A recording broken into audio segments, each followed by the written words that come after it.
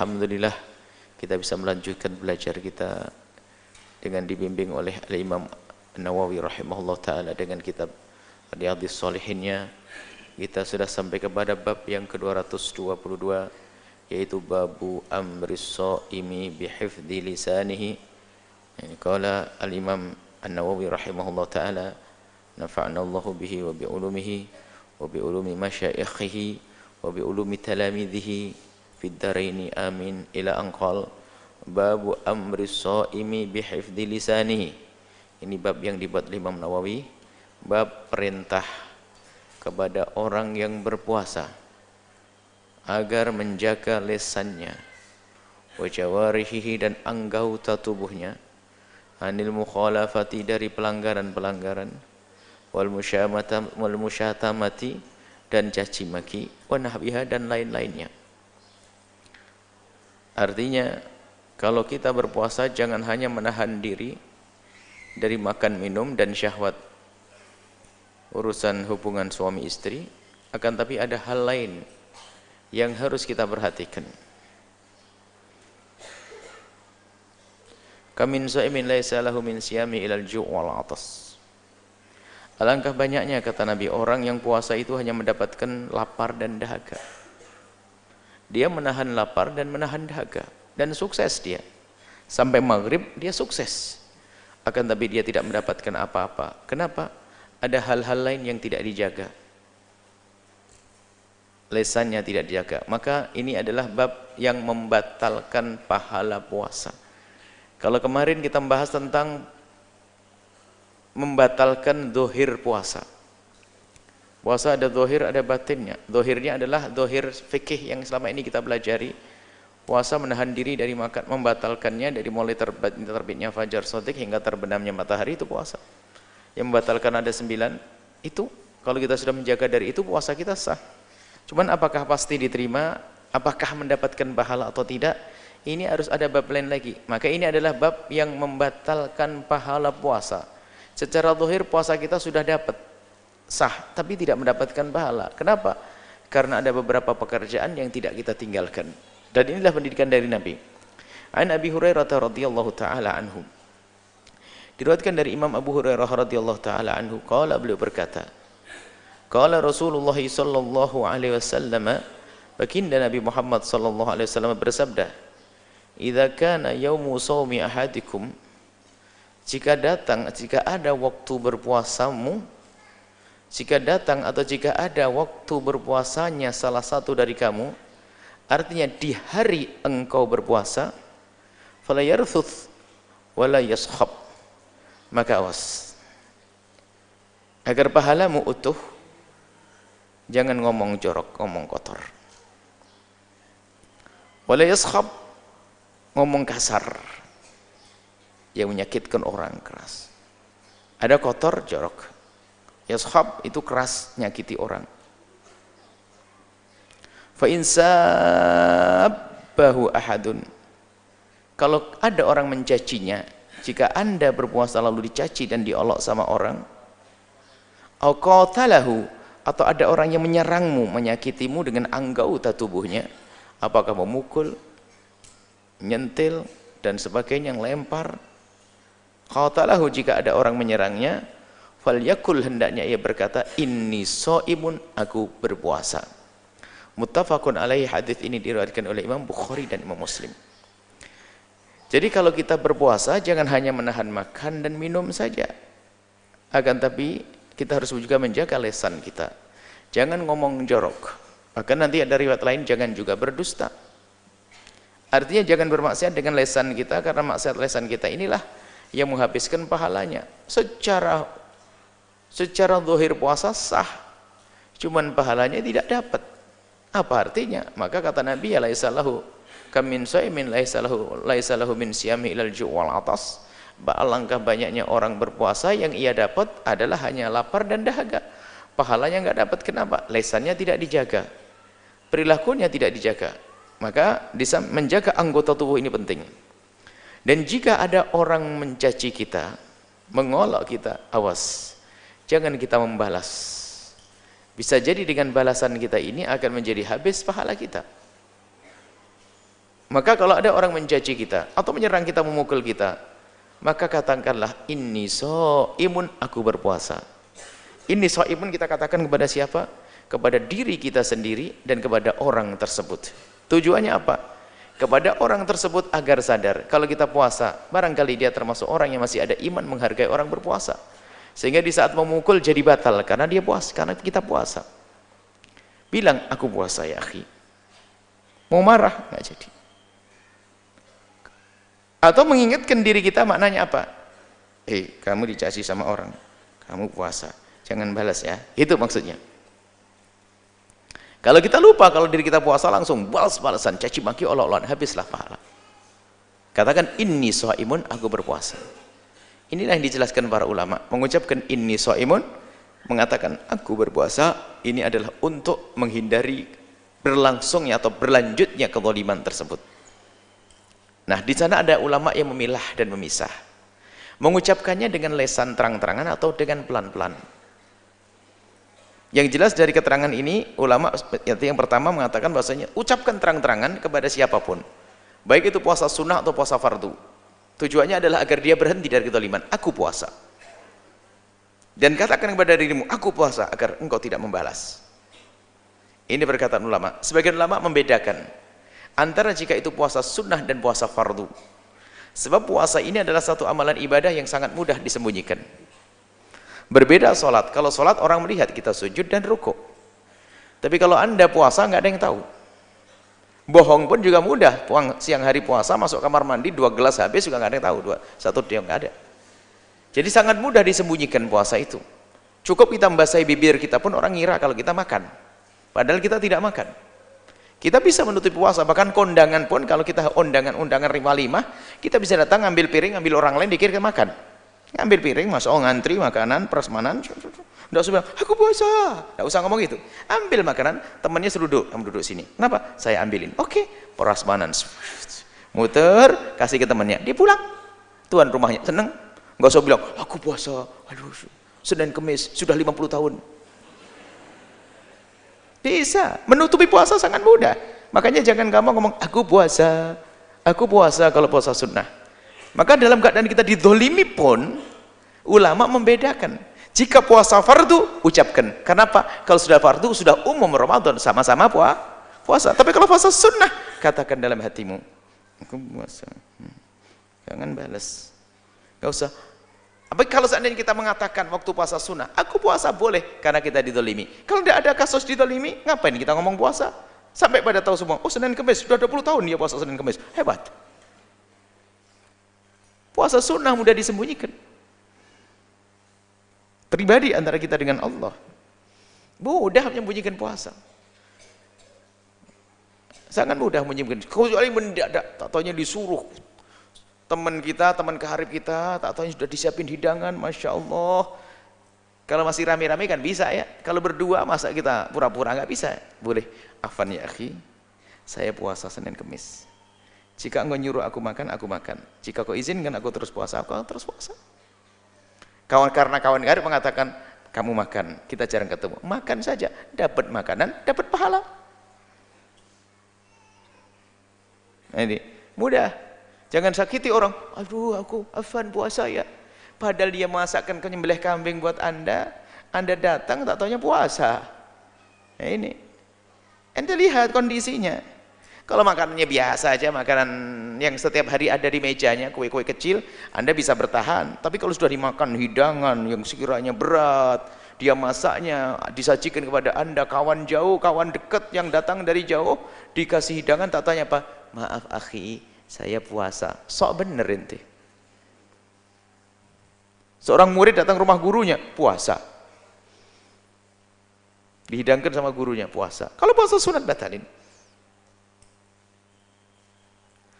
Datang ke rumah ibunya ngerti anaknya mau datang nyiapin makanan, datang ke rumah ibunya ngapain? Puasa. Nah, tapi kalau kasusnya anda didolimi, dipukul, boleh. Anda mau dipukul sama orang, katakan, ana shaim, saya puasa ya akhi. Jangan dipukul gitu, jangan diolok-olok seperti itu, saya puasa. Biar dia berhenti, agar kita juga tidak membalasnya. Baik, ini sebagian ulama membedakan jika puasa fardu boleh Anda terang-terangan mengatakan ini shaimun, aku berpuasa. Tapi kalau puasa sunnah lebih baik disembunyikan waktu mengatakan aku puasa, hanya ngomong kepada dirinya sendiri, ini shaimun. Hei, kamu puasa loh ya. Gitu saja. Tapi juga boleh kalau seandainya kita harus terang-terangan karena terlalu berlebihan dia bisa gini, aku puasa ya akhi, maaf. Karena kalau sudah puasa itu orang ahli iman itu menghargai, menghormati. Bahkan mungkin yang marah kepada Anda yang karena tahu Anda puasa langsung, sudah ini duit kamu untuk buka nanti. Untuk kamu bisa jadi. Nah, artinya di sini tidak boleh biarpun dalam keadaan kita disakiti, Allah pun membalas dengan kalimat kotor. Begitu bahayanya kalimat kotor yang kita ucapkan bisa menjadi pahala puasa kita habis. Wa anhu, dan diriwayatkan juga dari Abi Hurairah qala, beliau berkata, qala nabiyyu, baginda Nabi Muhammad sallallahu alaihi wasallam bersabda, man lam yada' qaulaz zuri wal amala bihi, kalau ada orang berpuasa tapi kok tidak meninggalkan kalimat dusta, awas berbohong. Bohong ini kalau sudah jadi kebiasaan itu susah ditinggalkan, sudah dicap. Kata Nabi, kalau ada orang senantiasa berbohong sampai dia dicap sebagai pembohong, kalau sudah biasa bohong susah, hati-hati. Bohong menghantarkan ke neraka, bohong mendekatkan ke neraka, dan bohong itu biasa, kalau sudah menjadi kebiasaan susah, hati-hati. Ada orang tuh hampir nggak bisa dipercaya omongannya karena biasa bohong. Paling susah sama pembohong. Kita tuh nggak ngerti apakah benar ngomongnya dia atau tidak. Pembohong, naudzubillah, dibenci oleh Allah, Nabi nggak senang, ahli surga nggak senang. Sampai orang itu kalau biasa pembohong itu pergi ke toko, beli apa, mau kemana, nggak bisa ngomong ke toko situ, kemana kita ada aja pokoknya, memang biasa bohong, nggak bisa ngomong persis tuh, nggak bisa. Koreksi dirimu sendiri dan diri kita sendiri, pembohong, sampai dicap pembohong. Kalau sudah Allah yang mengecap pembohong, ya bohong terus, dikit-dikit bohong. Dan ada memang orang bohong. Pernah suatu kita orang bohong, bener ngomong di sini begini, bikin bohong. Kalau tidak bohong nggak bisa. Dikit-dikit bohong. Sampai dicap jadi pembohong, sana-sana pembohong, sampai masuk wilayah pembohong dan masuk tempat tinggalnya pembohong, yaitu neraka. Nah, berbohong dalam puasa menghabiskan pahala. Falaysa lillahi hajatun, maka Allah nggak ada perlunya untuk nerimanya. Maksudnya Allah tidak akan nerima puasanya tadi, fi ayyada ta'amahu wa syarabah. Jadi kalau ada orang meninggalkan makan dan minum, artinya tidak berpuasa tapi dia bohong, nggak diterima oleh Allah. Maka jaga. Berpuasa itu bukan hanya menahan diri dari makan, dari lapar dan dahaga, akan tapi harus menjaga lisan kita untuk berucap bohong dan berbuat yang bohong. Memang di sana ada beberapa hal yang kita dianjurkan untuk tidak terang-terangan. Ada beberapa hal yang diperkenankan kita untuk berbohong, menjaga nyawa. Ada orang membunuh seseorang, oh, di rumahmu ada orang ini ya? Wah, dia kayak bawa pedang, bilang nggak ada. Untuk menjaga nyawa, bohong. Tentu ada perlu, ada maslahat yang lebih besar, maka bohong jadi boleh. Maslahatnya itu nanti masalah pembunuhan. Tapi jangan ini dibawa kemana-mana, dikit-dikit bohong, dikit. Bohong adalah kerjaan orang-orang fasik. Sampai nanti berbohong dan mendustakan Allah pada akhirnya. Biasakan untuk tidak berbohong. Termasuk yang dihimbau kita untuk tidak terus terang adalah berkenaan dengan aib pribadi. Dosa-dosa pribadi nggak perlu kita terus terang.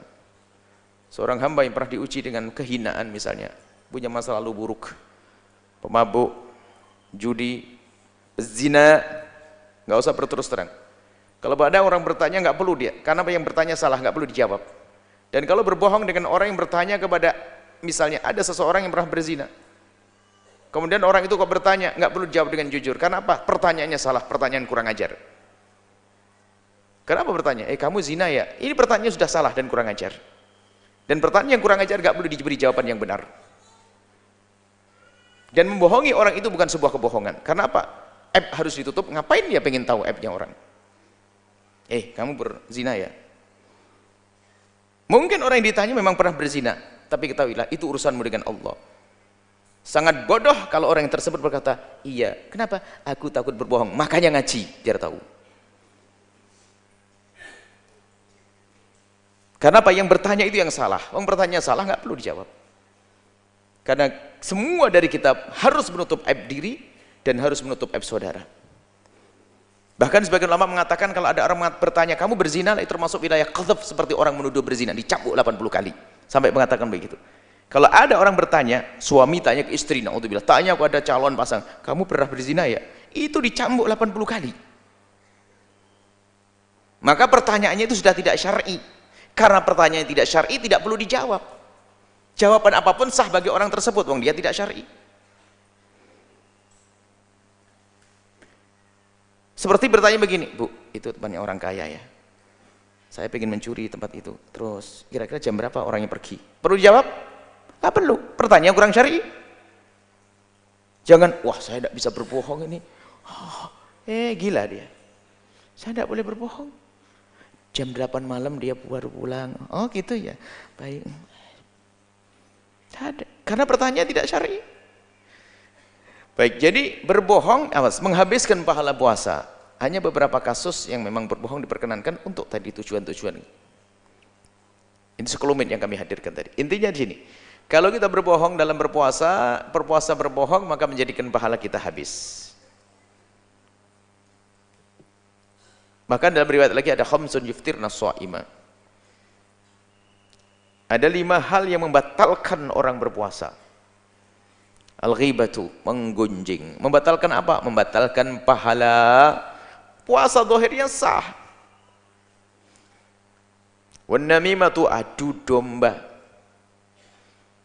Wah ini sambil WA ngadu domba, komentar yang enggak bikin masalah. Komentar YouTube sambil puasa enggak dapat pahala. Wal kidz dan dusta. Wal yaminil fajirah, sumpah palsu dan seterusnya. Ini wal qublah, ciuman. Kublah di sini masuk kublah yang haram, mencium yang haram. Memang tidak batalkan puasa, mohon maaf. Laki perempuan ketemu di jalan, puasa, ciuman, nggak batal puasanya, dosa dia.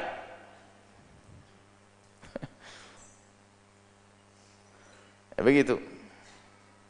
Baik, ini adalah beberapa hal dan para ulama mengembangkan biasanya dalam bab khusus, yaitu yang membatalkan pahala puasa, biasanya begitu.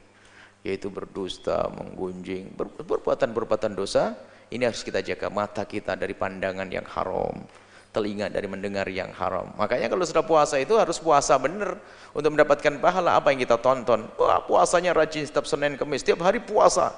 Tapi setiap hari juga di siang hari sambil nunggu buka, film nggak karu-karuan ditonton. Itulah yang mendapatkan lapar dan dahaga saja, tidak mendapatkan pahala di hadapan Allah Subhanahu wa taala. Ngabuburit. Ada ngabuburit? Puasa nunggu buka. Buka itu di masjid sambil baca zikir, maka baca buka bersama. Ngabuburit di perempatan, di pantai, ngelihat macam-macam begitu. Nunggu buka. Pahalanya habis, matanya ngelihat yang haram. Ngabuburit yang haram. Kalau ngabuburit yang benar, Anda pergi ke masjid, baca doa, asyhadu an la ilaha illallah sambil zikir, nunggu buka bersama. Indah. Kan ada ngabuburit. Wah, itu macam-macam modelnya. Ngabuburit itu penghapus pahala. Maka Anda harus waspada, anak Anda pergi ke mana. Jangan hanya mempertahankan puasa zahirnya terpenuhi, tapi batinnya enggak ada nilainya di hadapan Allah Subhanahu wa taala. Baik. Babun fi masaila minas saumi. Bab beberapa permasalahan tentang puasa. Selesai ya tadi, kita harus menjaga dari kemaksiatan. Puasa ngomong kasar sama suami, puasa ngomong kasar sama istri. Yaskhab. Bab selanjutnya adalah bab masalah-masalah yang ada sangkut pautnya dengan puasa. Kita sudah tahu yang membatalkan puasa ada 9 hal sudah ya. 9 hal yang membatalkan puasa, di antaranya adalah bersenggama biarpun tanpa termasuk membatalkan puasa adalah bersenggama dengan sengaja, bukan suami istri.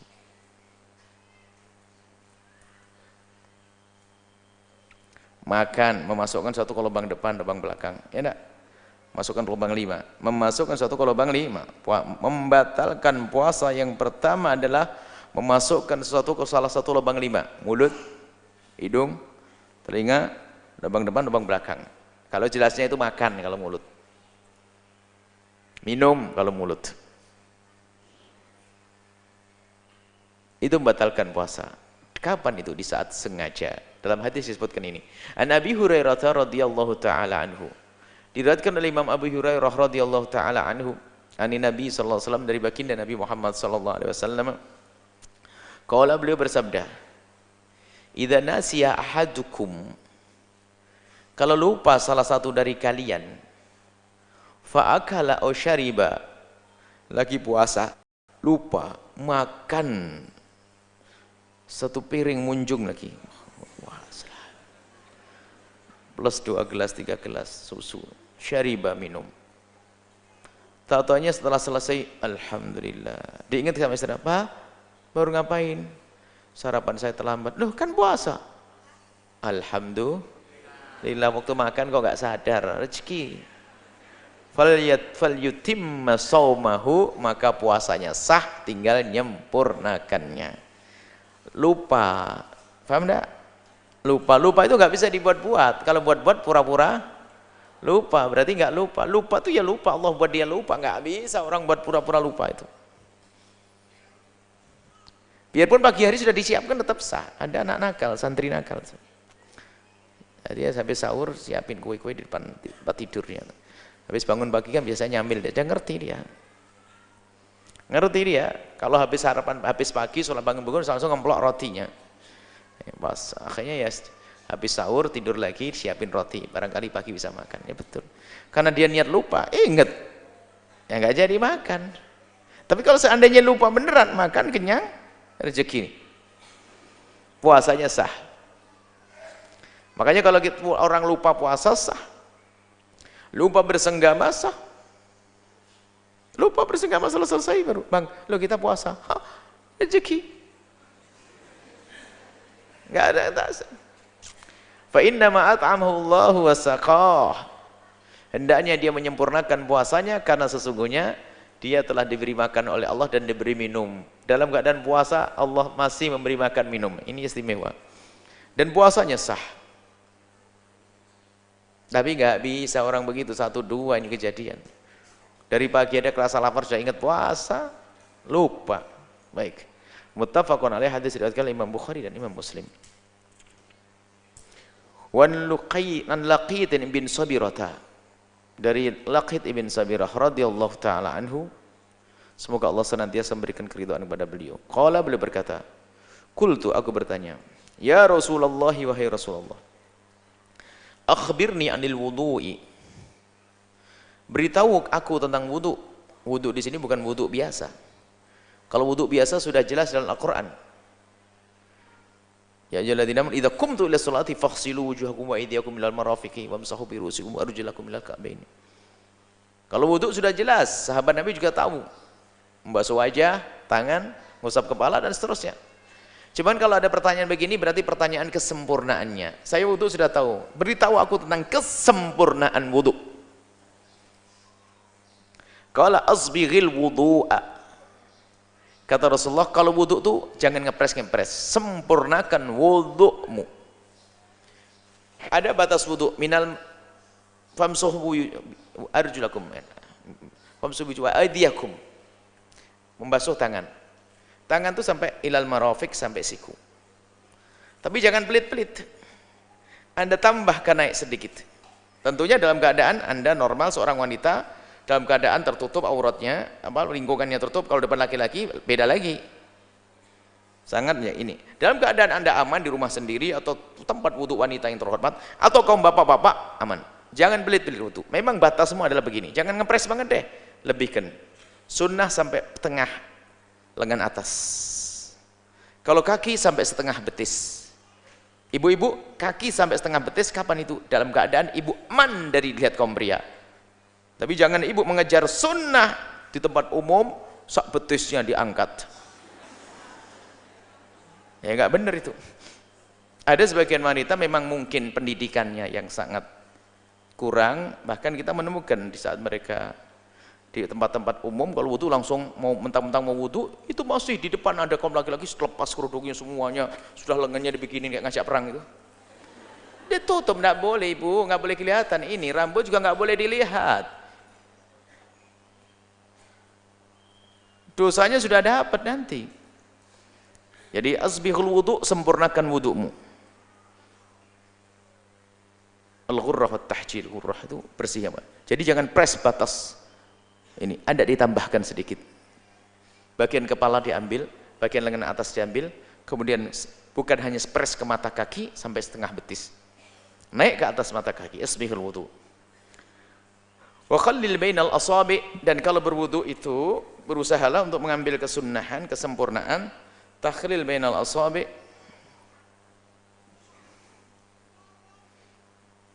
Bagi yang memang jarinya adalah terpisah-pisah.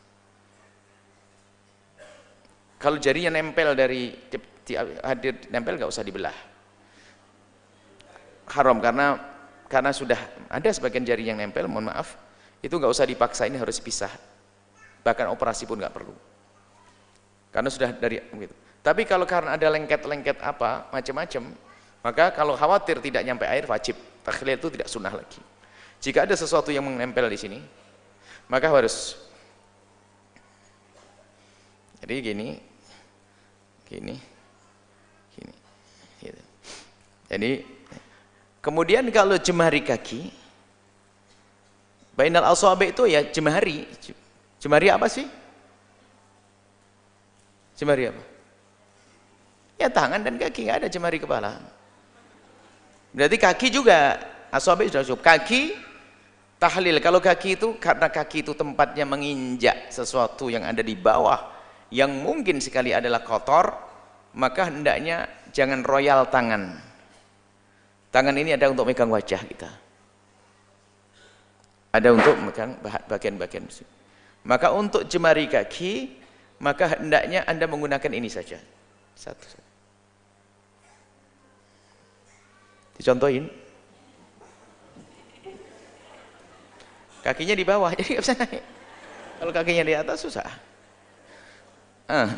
Bisa ditarik ini. Ada kaki enti saja begini enti. Tunjukin ke bawah. Kaki enti. Jadi kaki. Nah, kelihatan kakinya. Mohon maaf. Kaki kanan dengan kelingking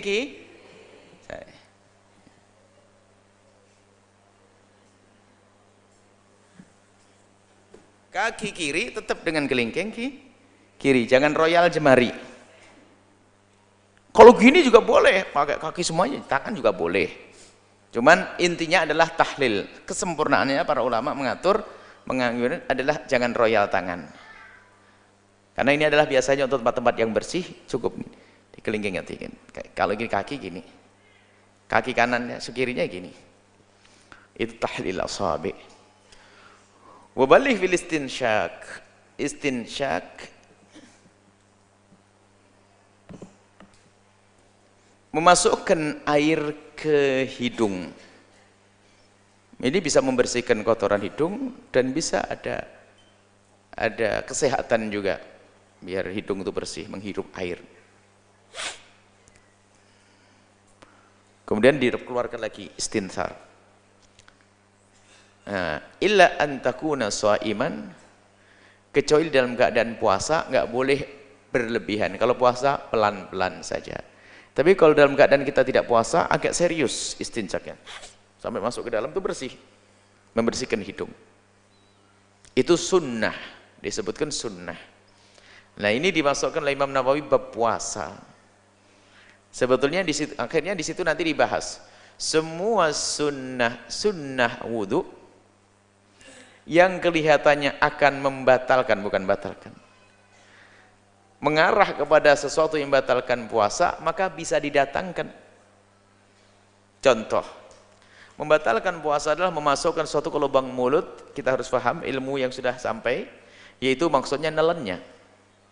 Selagi tidak nelen kan tidak batal. Es krim Anda masukkan ke mulut Anda di siang hari bulan Ramadan, Anda tidak batal puasa. Es krim, ingat ilmu yang dulu. Asalkan jangan ditelan, gitu toh. Ya sakit hati. Ya pokoknya jangan ditelan, sudah. Saya tidak mau tahu.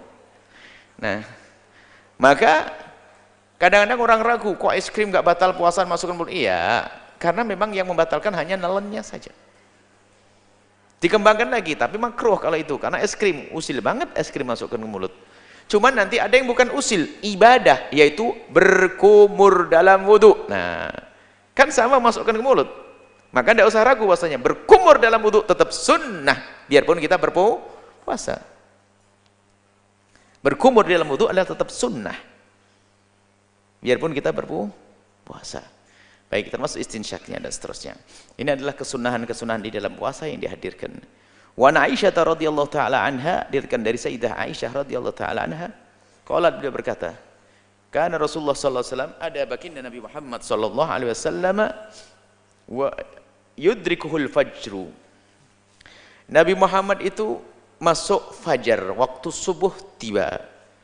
Wa huwa junubun min ahlihi, dalam keadaan beliau junub.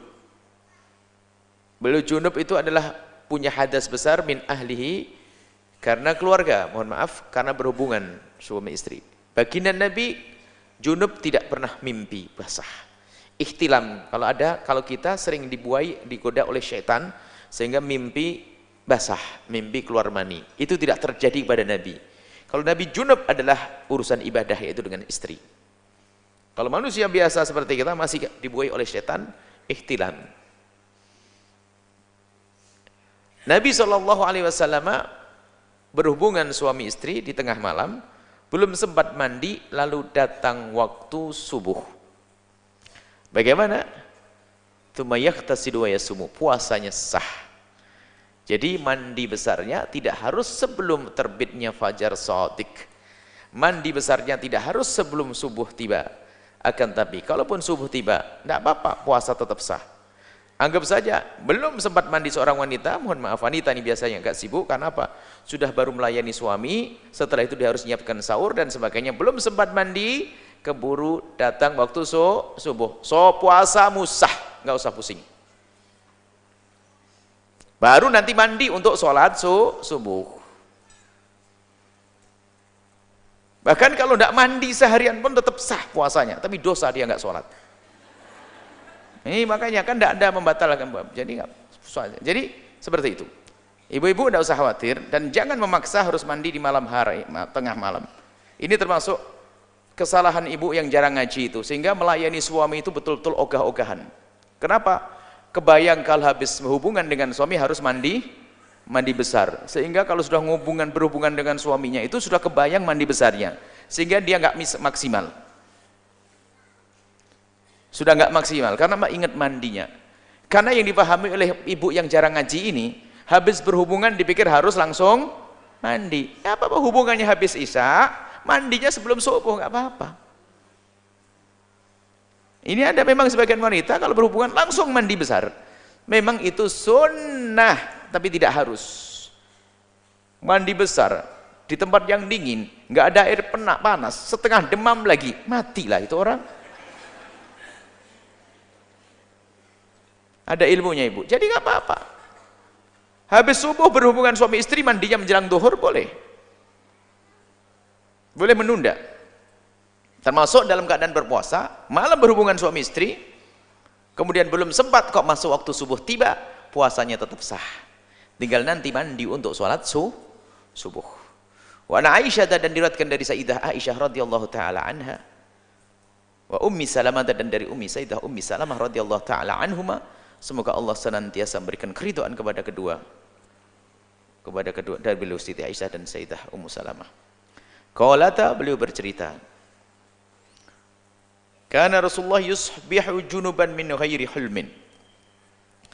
Cerita dari Sayyidah Aisyah dan Sayyidah Ummu Salamah bahwa baginda Nabi itu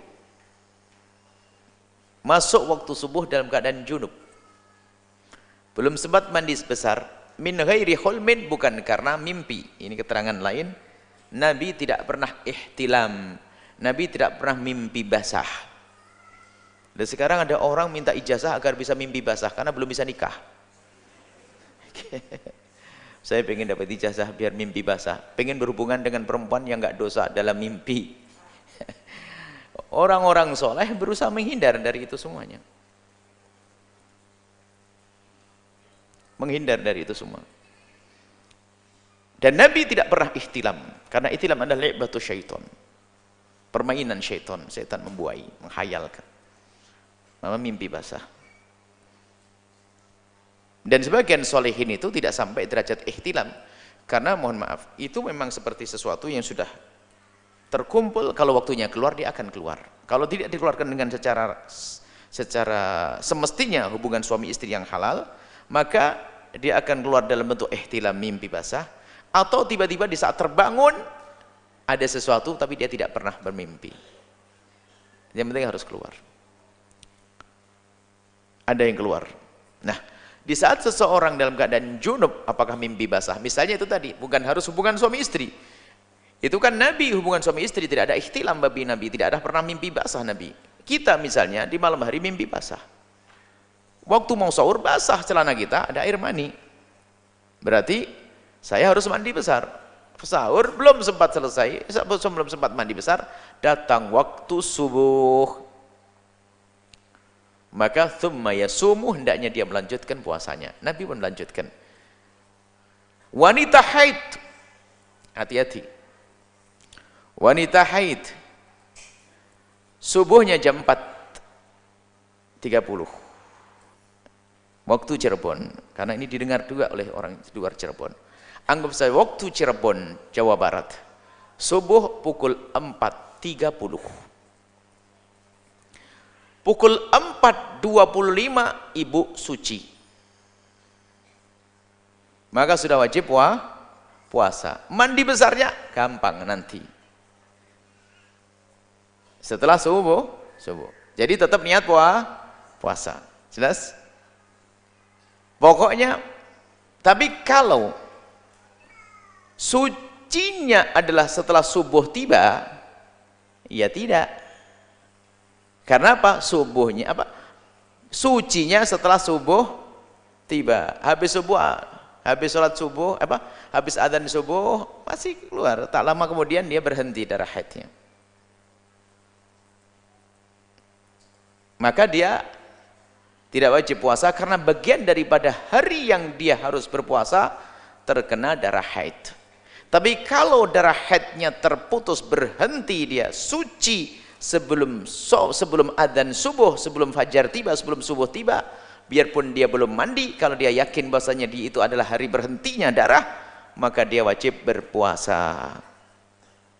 Bukan saja wajib berpuasa, tambahan ilmu lagi, ibu yang solehah, sholat isya-nya juga wajib loh ya. Jam 3 malam kerasa darahnya berhenti, malas sholat isya-nya, awas hati-hati ya. Sedikit giat, bangun malam, seger, sholat mandi, sholat isya.